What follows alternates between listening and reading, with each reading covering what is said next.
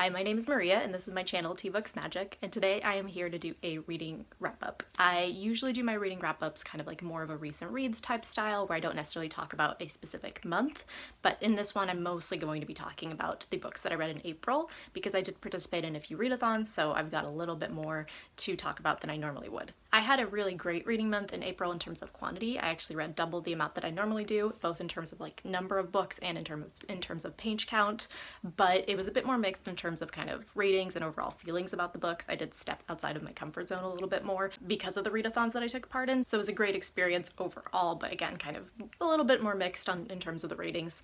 Before I launched into April and kind of the books that I read and the readathons that I participated in, I do want to really quickly touch on one book that I finished in March that I didn't cover in the wrap-up that I did prior to this, and that is The Way of Kings by Brandon Sanderson. This is book one in the Stormlight Archive, and this is essentially like a very epic fantasy, very military fantasy type of series. It's going to span, I think, I don't even know how many books, I want to say like 15 or something, maybe 10. It's going to span a lot of books. And I read this because I am participating in a read-along hosted by Yolene over at Yolene Reads, and we had a discussion about this first book. We're reading one Stormlight book every 3 months, so January, February, March were Way of Kings, and then we're going to be reading April, May, and June we're reading Words of Radiance, and then having a live show afterward to discuss that. I will link the live show that we had for The Way of Kings, and you can kind of see our spoilery discussion in there if you're interested in more thoughts. Overall, I really enjoyed this. It wasn't quite a favorite, but I feel like the series has potential to become a favorite, potentially.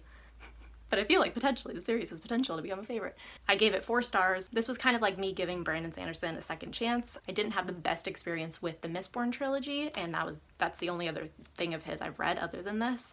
I loved the first Mistborn book, it was 5 stars, and then the other 2 kind of just let me down, and I wasn't sure I wanted to pick more stuff up by him, so this was me giving him another shot.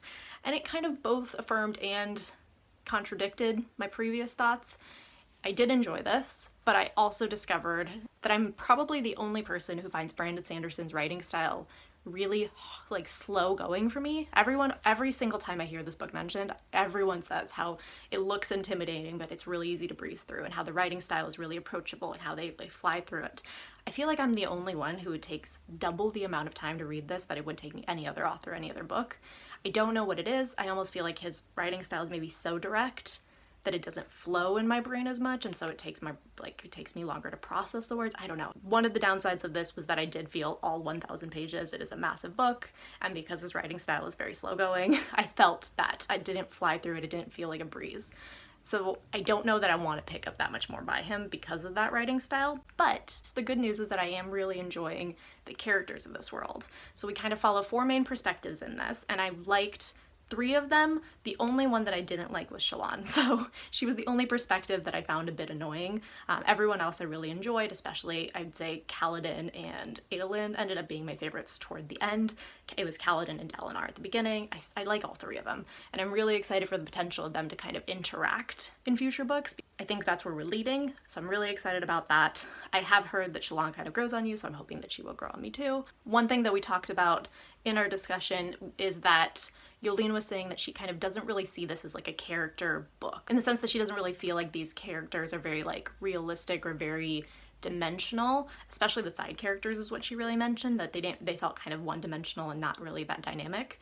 I would agree with that, but I also would say that it does feel very character driven in terms of the way it's written, if that makes sense. So I wouldn't say that they're the most flawed and kind of like complex characters. They're more of a kind of heroic type. They're very easily rootable for. They're very likable overall, but I like those characters. So I loved them just because I like that type of character. They're not quite archetypes, but they are a bit more in that like heroic type, if that makes sense.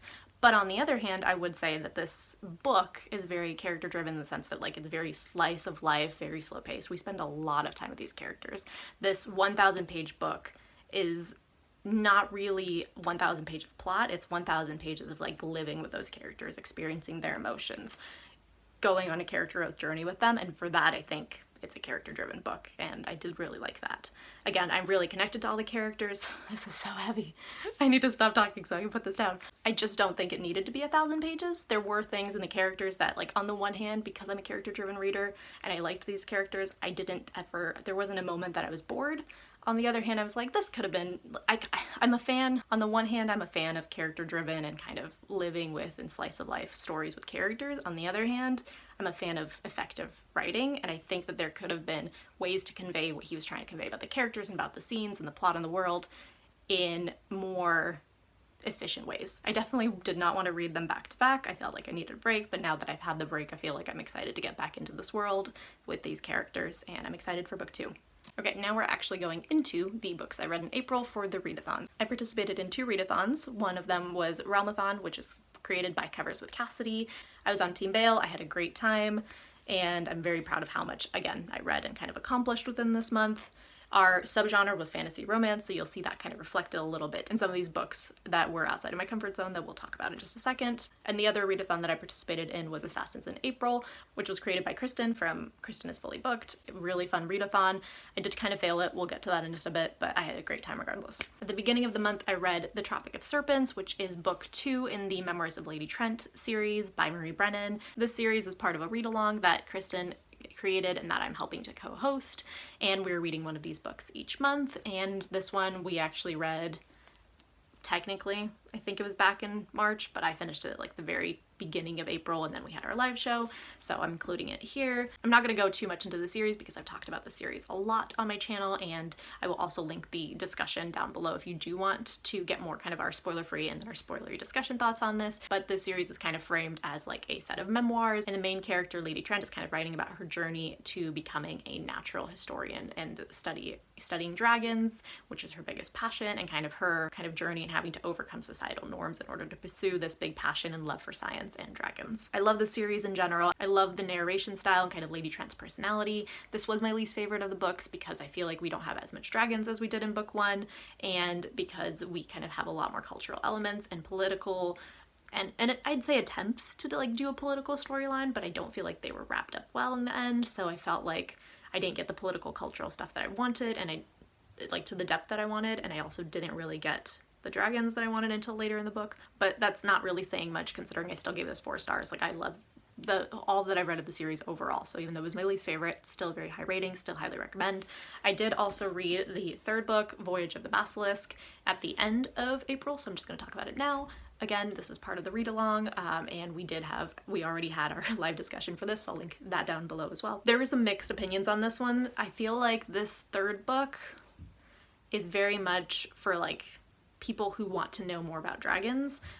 I should also mention that like in this series, when you go into it, don't expect fantastical dragons. This world really doesn't have any magic except for dragons existing, and the dragons are pretty much like any animal. Like if you would go out and study, I don't know, like zebras, that's this, except it's anatomically a dragon. So they're not very fantastical, but like I love it anyway, and something about that like whole process of studying them fascinates me. So this book is more of a sea voyage. You get a lot more dragon species, and it is a bit more like anatomical and science-based for a good portion of the book, and also a bit less kind of one plot line through thread. It's a bit more snippets of the voyage and a little bit more meandering. There's not as much of a like strong plot, but I love the characters that join Lady Trent on this voyage in this one, and I did really enjoy again all the kind of dragons that we got to see and getting to see kind of where Lady Trent is progressing in her science career.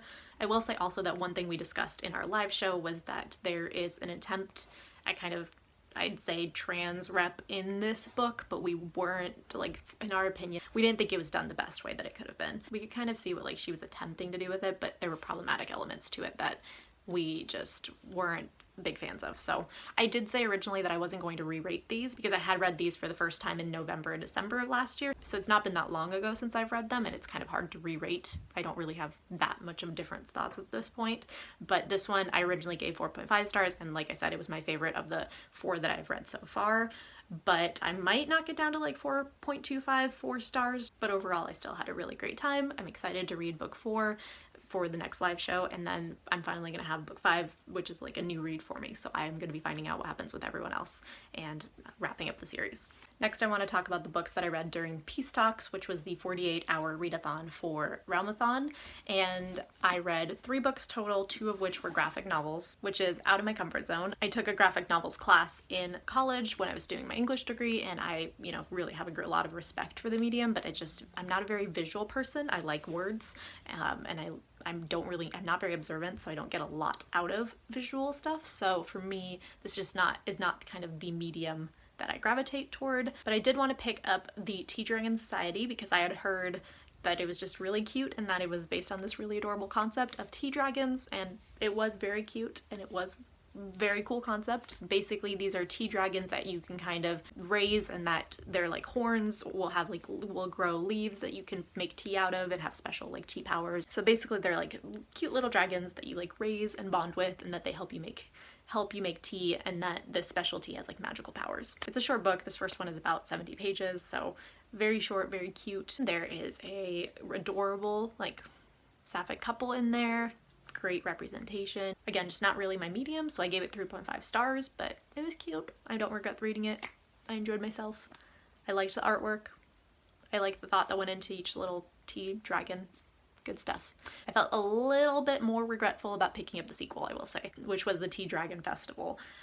I didn't have a great time with this. I didn't DNF it because it was short, but it is double the size of the first one, and the plot is completely separate from the first one. So instead of following those tea dragons, you kind of follow this other dragon that is just like slumbering in a village somewhere, and it was a bit more meandering. It was longer. It wasn't as cute personally, and again, like, it's just not my medium, so I did feel like it just felt a little bit like I was a little over the concept. And that's just me personally. It's absolutely no reflection on these graphic novels. They're probably really great. I'm just not the like audience for them. They have great representation, just overall like they're very wholesome content, but just, they weren't standouts for me. I gave the Tea Dragon Festival 3 stars. And the last book, and kind of the biggest read that I accomplished in the 48-hour Peace Talks Readathon, was The Daughter of the Forest by Juliette Marillier. I read this in one day. This was a 5-star read. I absolutely loved this. So this book essentially follows Sorsha, and it's basically a fairy tale retelling of the 6 Swan brothers, and essentially Sorsha's brothers are all cursed and turned into swans, and the only way that she can break this curse on them is to accomplish a certain task. And the entire time that she's doing this really tough task, she cannot speak to anyone. She cannot make a sound, she cannot speak to anyone. It just, like, that, her silence is part of the important aspect of breaking this curse. If she utters a sound, she has no hope of rescuing her brothers. I read this in one day, and it honestly kind of felt like I went on this like journey with Sorsha, where I was being silent because I was kind of just cooped up in my room. I would pop out to like grab some food or tea, and then I'd go back to reading, and I feel like I went on this like silent journey with her. I felt like I experienced it with her, and I was there with her. Juliette Marillier has just like a very atmospheric fairy tale feel to her writing. This is the first book that I read by her, and I'm definitely going to keep reading more.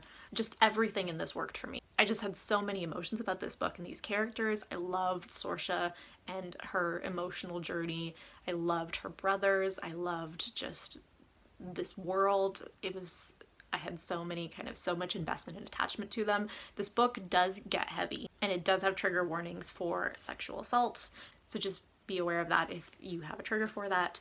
But this book consumed me. Like I said, I could not put it down. I loved the romance, I loved the relationships, the kind of familial relationships. Sorsha herself is a character she's so strong, and she's strong in a different way because this is an entire story where most of the book she cannot speak.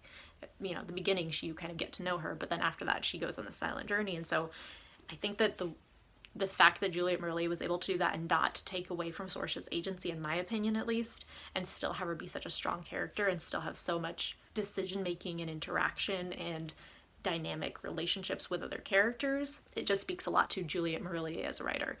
I also loved that Sorsha and her brothers were all unique individuals. Sometimes when you have like 7 siblings, they're kind of lumped into like a general category.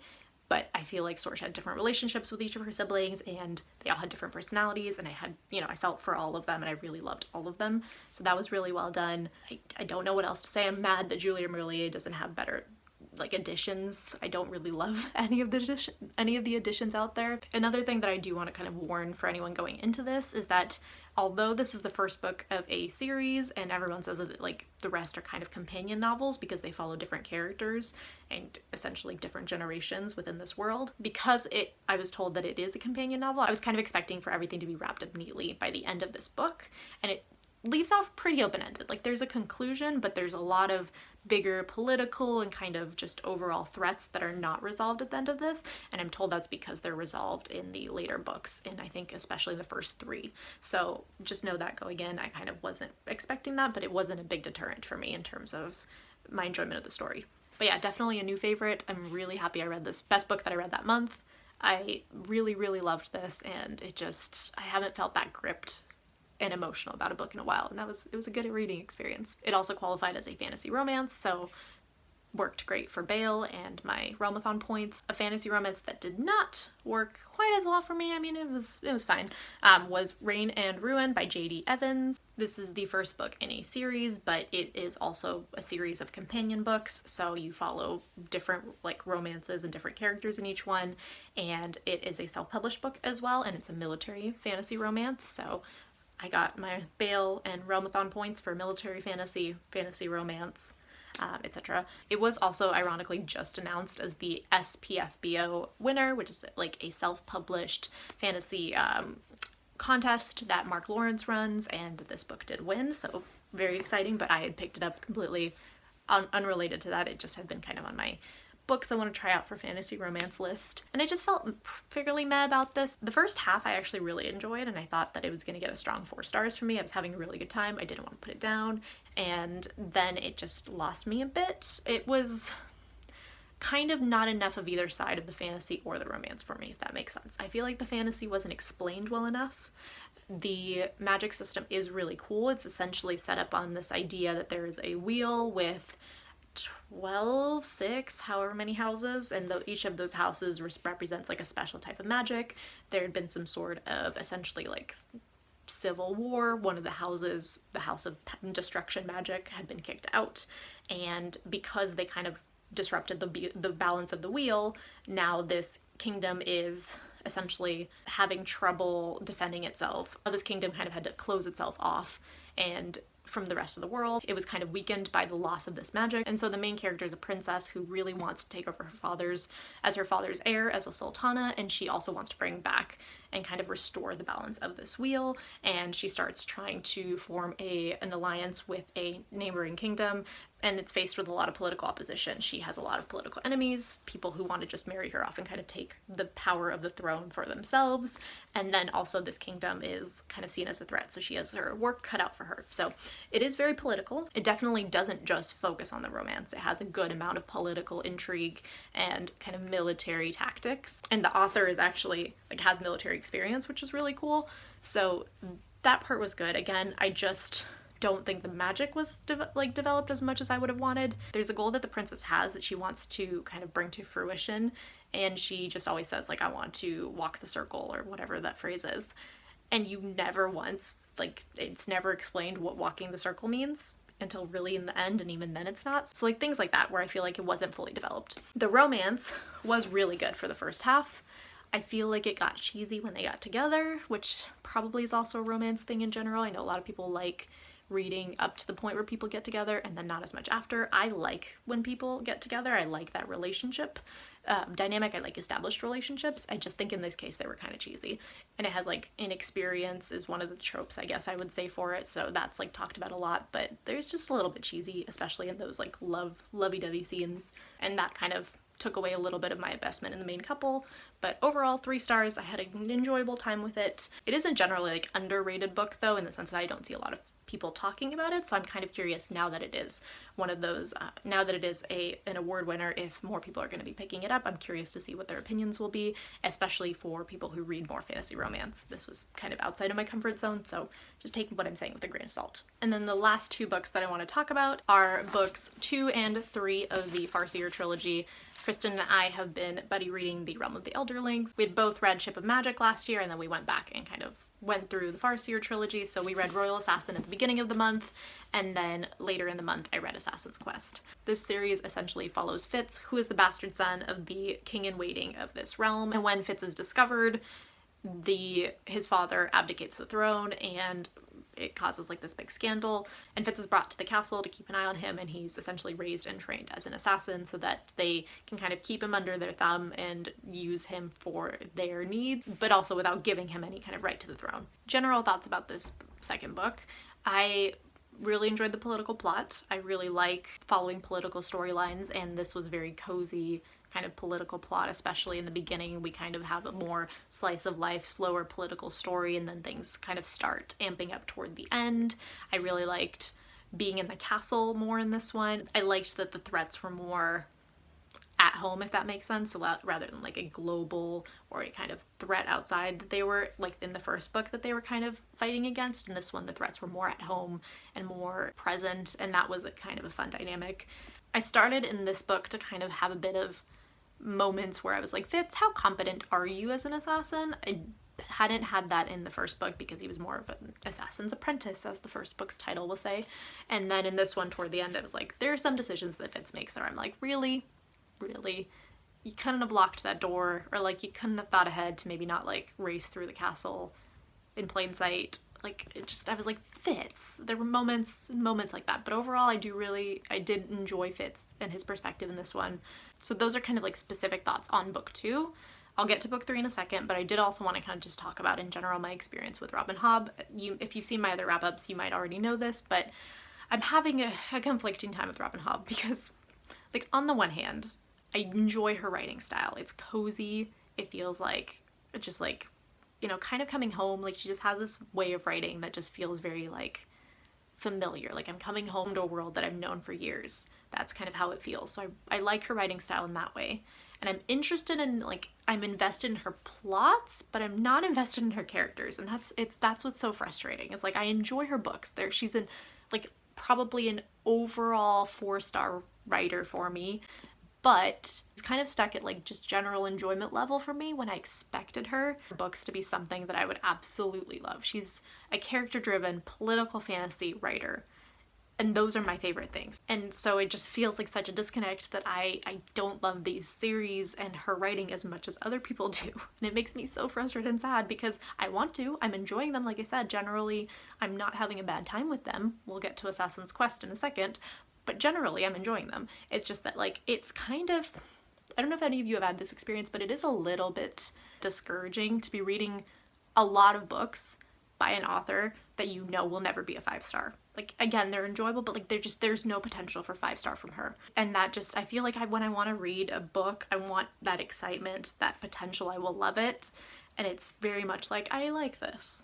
But then my brain is like, I could be reading things I would love more. So I don't know. Robb and Hobb, for me, I don't connect with her characters, and I think it's the writing style that she chooses, but it's kind of because it's like a campfire story that she's telling you almost, where Fitz is looking back and on his life and telling you his story, but in a way that feels like it's being told to you rather than you're there with him, if that makes sense. Like, I read other books where it feels like you're present in the action, and the way this is written and these books are written, and even Live Ships, which wasn't like a story that was being told back to you, it just feels disconnected. Like, there's something about the way she writes that, for me, means that I can't really fully connect with the characters, and I don't feel like I'm living the emotions with them. I know I'm in the minority with that. I know a lot of people actually say that these books are very emotionally, like, traumatic, difficult for them, that they really feel the emotions, so I know that that's not the case for everyone, but it is the case for me. I'm not very stirred emotionally by these books. I'm invested in the plot, like I'm curious to know where it's gonna go, and I do get stressed and upset when like someone that I don't want to be winning is winning, but I'm not really invested in the characters that much. I don't really love any of them. Like, I'm just neutral. So yeah, this one was 4 stars. Now we're getting into the extra disappointing part, because if her books were just 4 stars, I feel like I wouldn't be as frustrated as I am. The thing that like adds on to the frustration, other than just like the initial I thought I would love her books, is that her endings of both trilogies that I've read Live Ship Traders and I've read Farseer, her endings are my least favorite by far. Of like her last book, the finale of each trilogy, is my least favorite. I gave this 3 stars. I was bored from like 80% of this book. A lot of this is the travel story, and I don't know, I was talking to Kristen, and Kristen was saying that like a lot of this is less plot filled and more like Fitz's character development filled, and I kind of was like, I had a moment where I was like, what development did he have? And then she sent me back, you know, like these little, like just like they were little things but powerful things, and I was like, you're right, yes, he did, you know, develop in that way and realize that about himself. But I think like the fact that I had the overall impression that like he hadn't progressed that much as a character in this one does say something for me, at least. So much of this, I don't mind travel stories. I actually quite like travel stories and quest stories, but this one, a lot of it was like descriptions, or Fitz just kind of having the same mental struggles over and over, and then I don't feel like he really processed them in the way that I would have wanted him to process the like trauma that he was going through. I don't know, a lot of this was boring. And this is a big book. It's like over 800 pages, so well, it's a lot of time to be bored. And I wanted to go back to the political plot that we had in the first 2 books, and we also have a lot of like, oh, we're almost there. Oh, wait, obstacle. Oh, now we're almost there. Oh, wait, obstacle.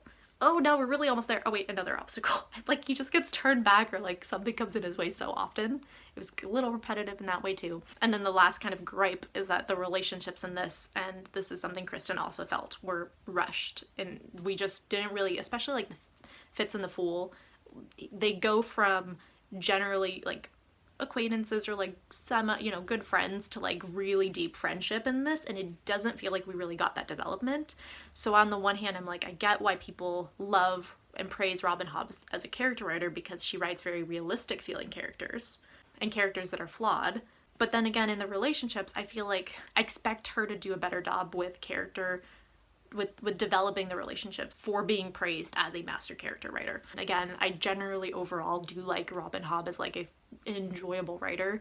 This book though did leave a bit of a sour taste in my mouth, just because again, it's like, it sucks to not love the conclusion of a trilogy. It kind of sours my feelings on the entire trilogy a bit. Farseer, this trilogy is her first trilogy in the Realm of the Elderlings though, and I did read out of order.